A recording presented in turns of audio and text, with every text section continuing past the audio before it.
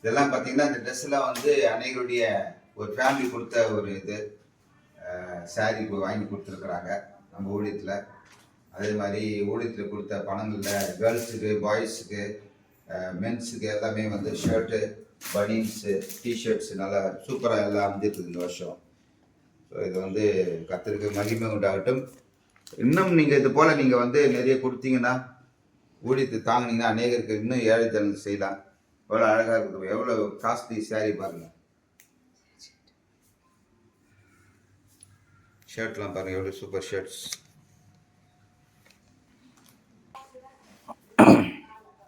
இந்த மாதிரிலாம் நீங்கள் கொடுத்தீங்கன்னா கர்த்தர் உங்களை ஆசீர்வதிப்பார். கொடுத்த குடும்பத்துக்காகவும் கொடுத்தவர் அநேக காணிக்க கொடுத்தவர்களுக்காக நான் ஆசீர்வதிக்கிறேன். கொடுங்கள், அப்போது உங்களுக்கு கொடுக்கப்படும். உபாவம் 1:12 பல மடங்காய் தேவன் உங்களை ஆசீர்வதிப்பார். கர்த்தர் நாமத்துக்கு மகிமை உண்டாகட்டும். God bless. Praise be to God. Heavens open மிஷனுடைய trust secretary sister Priya Prabhakar நான் பேசுகிறேன். முதலாவது, இந்த ஆண்டு 100 பேருக்கு மேலாக துணிகளை கொடுக்க உதவி செய்த ஒவ்வொரு கரங்களையும் கர்த்தர் ஆசீர்வதிக்கணும். அதற்கு நாங்கள் எங்கள் நன்றிகளை தெரிவித்துக் கொள்கின்றோம்.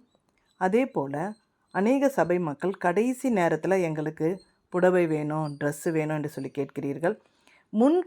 முன்கூட்டியே ஒரு 3 மாதத்திற்கு முன்னதாகவே நீங்கள் உங்களுடைய பெயர்களையும் சபை பெயரையும் உங்களுடைய ஊர் நீங்கள் தெரியப்படுத்தினால் நாங்கள் அதை நோட் செய்து வைத்துக்கொண்டு நாங்கள் ஃபண்ட்ரைஸ் பண்ணி உங்களுக்கு உதவுவோம்.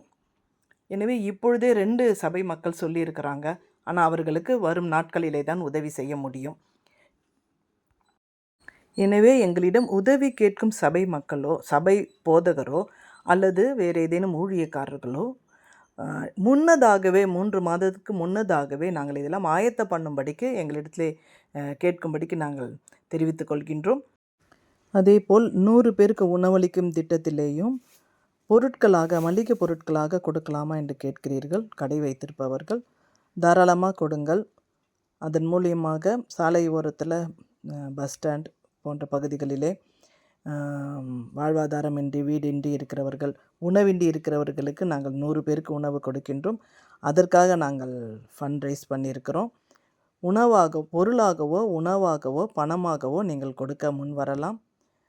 தேவனுக்கே மகிமை உண்டாகட்டும். இதன் மூலியமாக கெட்ட பிள்ளைகளுக்கு நாம் உணவளிக்க முடியும்.